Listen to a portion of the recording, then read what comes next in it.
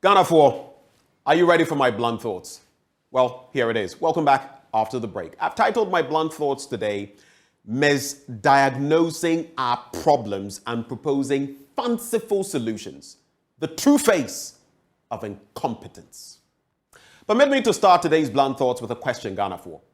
What do the CEOs of the Starbucks Corporation, FedEx, Chanel, the fashion brand, Barclays, Microsoft, Adobe, Google, IBM, Novartis, Deloitte, MasterCard, Pepsi, Nokia, and very recently, though he's now been sacked, Twitter, have in common with the UK Prime Minister? Well, they are all CEOs of multinational corporations. Of course, Rishi Sunak is now CEO of the United Kingdom. But there's more to this. Many of these people are where they are, and more of them are being headhunted because of India's solid human capital development. What do we do here? Our educational system, to a large extent, produces graduates less than able to meet the rigorous standards of the world market. Even worse, we tweak and play with it till it becomes something we can no longer clearly recognize. Indians have prioritized for a long time investing vast sums of money in their human capital, especially in information technology. Yet, we're sitting down and our professionals and youth are leaving in droves because of the paucity of opportunities, both academic and career-related, right here. Over 3,000 nurses left Ghana's shores in just the first 3 months of this year. But we are here patting ourselves on the back.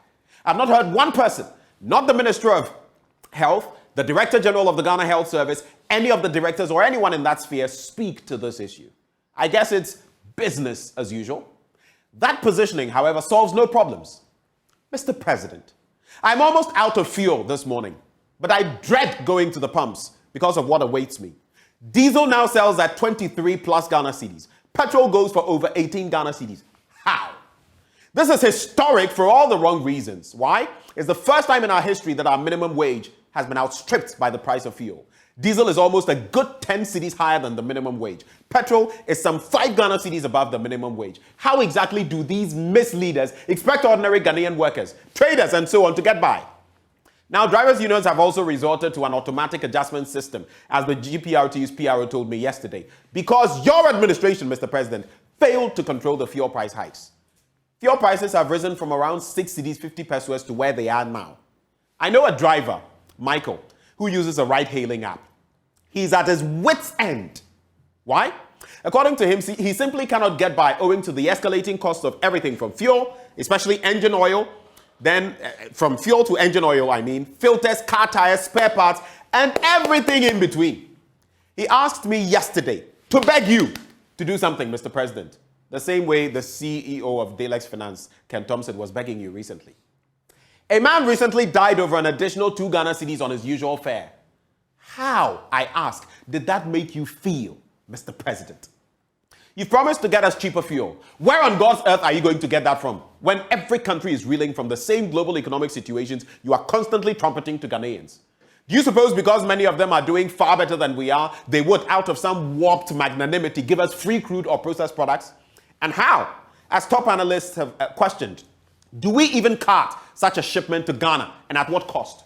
We know the 4 major companies around the world that do this and how difficult it is even for them to secure funding from banks to actualize this. And your team supposes, Mr. President, that if these options were available in truth, other countries wouldn't tap into them? Unless maybe you are getting Russian oil, which comes with its own horde of complications, or doing some quid pro quo, in which case some country could give us some marginal discounts on the back of some trade-offs. I respectfully suggest your team stop stickling its own self and laughing. It's simply not funny. Come to real life, Mr. President, and adopt real, practical solutions. This fuel price hike is not like Kwekwanansi and Okonori are doing their things in their imaginary world. This problem, I must point out to you, is not some fairy tale. It is real, it is harsh, and it is biting. It is taking food off our tables and seeing many fall further down into poverty's grasp. We need tangible solutions, Mr. President, and less rhetoric, less talk, and more walk, just as Occupy Ghana told you recently. Anyway, regardless of where your government is getting cheaper fuel from, I would salute you if you secured that and if it brought a dramatic decrease to fuel prices. I'd sure be glad to have that, else at this rate, we would all be out of pocket before long. Why can we not, in the least, use the price stabilization levy for the purpose for which it was established and cushion the fuel burden of the heavily yoked Ghanaian? Why? This levy has yielded so much. In just the first 6 months of this year, and I'll be getting to the chart shortly, we got from it what we expected in the whole year. That is the entirety of 2022. Why then is the money not being put to use to cushion us? What are those sums being used for? I was in Togo just a week ago. The fuel price in Togo is around 10 Ghana cedis. If little Togo can do it, why can't we? Yes, they may be subsidizing their economy by $20 million every month. But if that will secure the people and save them from unnecessary stress, why not? Crude oil prices stood at around $96 per barrel in January. We complained in February and beyond when those prices soared. The price is now back to the January price range. Why then have our prices gone up so high and still are climbing? Mr. President, instead of flying private jets here and there, globe-trotting at millions of cedis, can we adopt similar initiatives? Can we do same to mitigate the hardship being meted out to the ordinary Ghanaian? Can we? Can we be more empathetic? Can you be more empathetic to our suffering people? Fonya Singbe, whose economy is only a fraction of ours, is doing this. What are we doing? I made inquiries on a product 3 weeks ago. It was 416 Ghana cedis. I went to Spintex on Tuesday to get it, and I couldn't because it now sells for over 800 Ghana cedis. Twice as much in just 3 weeks.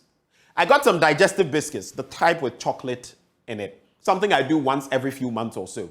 On Wednesday, I bought it for 28 Ghana cedis. Now, someone saw me eating it and asked me to get her one. I went the following day to buy the same thing. The lady told me the new stock she got just that day when I bought it was now 35 Ghana cedis. I walked away sad. Even the prices of coffins are up, Mr. President. We cannot even dignify our dead anymore. Or maybe we should relocate the Bank of Ghana office at the Kwame Nkrumah interchange area to Ebri, because as we all know, sikam pedidi. You say we should go the way of import substitution. All well and good. But action, not dede, is what will get us there.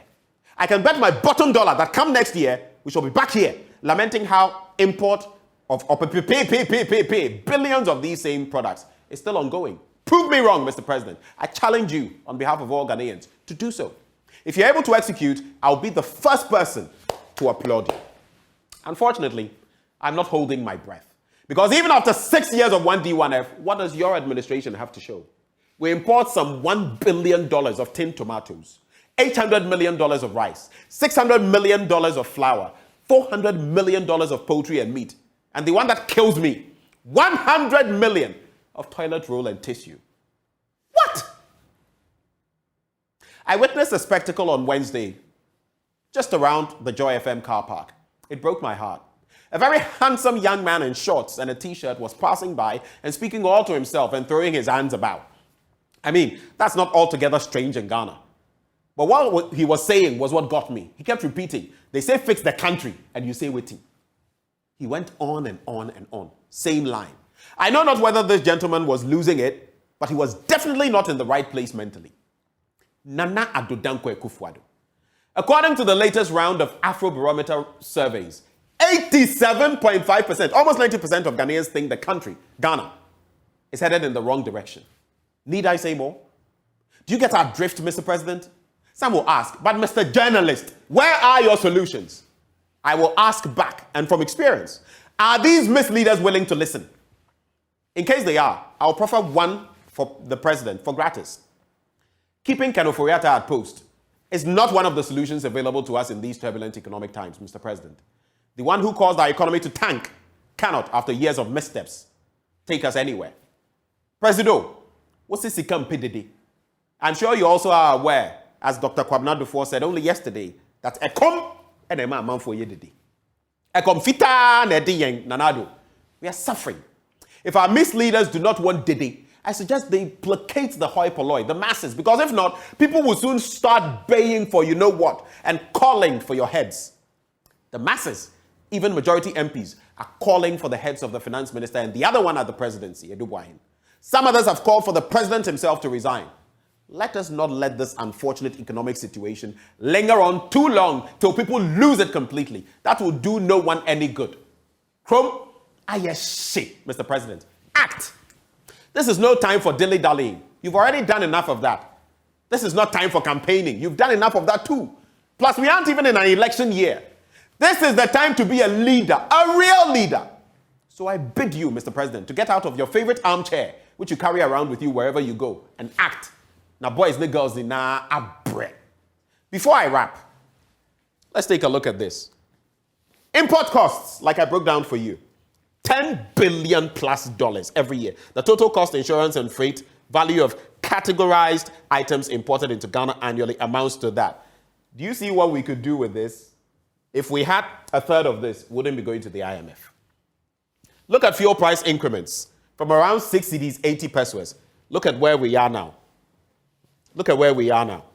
Look at petrol in January, 6 cedis, 80 pesos. Look at where it is now. 17 cedis, 99 pesos, 18. Diesel, same. Look at where it is. 23 cedis, 49 pesos. Who can survive? Diesel has shot up by 260%, petrol by 160%. Now, I spoke about the price stabilization levy. The ESLA Act, that is Section 5.2, requires that money collected in the price stabilization and recovery levy shall be used as a buffer for under-recoveries in the petroleum sector, to stabilize petroleum prices for consumers, and to subsidize premix and residual fuel oil. We've taken the subsidies of RFO, mind you. Look at the price stabilization and recovery levy revenue targets for 2022. Our target, 816 million for the year.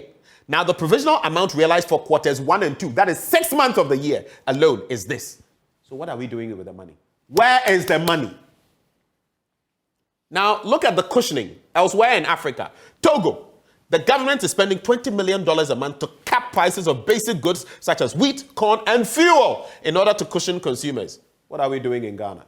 In Tanzania, the government announced in May that it would provide a subsidy of 100 billion shillings to reduce fuel prices in the country. Tanzania has since then witnessed a reduction in fuel prices for 3 consecutive months. Is this beyond us? Is it? I have to go and fill my car tank or manage with what I have. Mr. President, I am not amused. And other Ghanaians aren't amused either. My name is Benjamin Akakpo. I speak for the ordinary people. I give a voice to the voiceless. These are my blunt thoughts shared with you, Mr. President, and all Ghanaians. Hot, raw, unedited, undiluted. God richly bless Ghana, our motherland, and make her great and strong.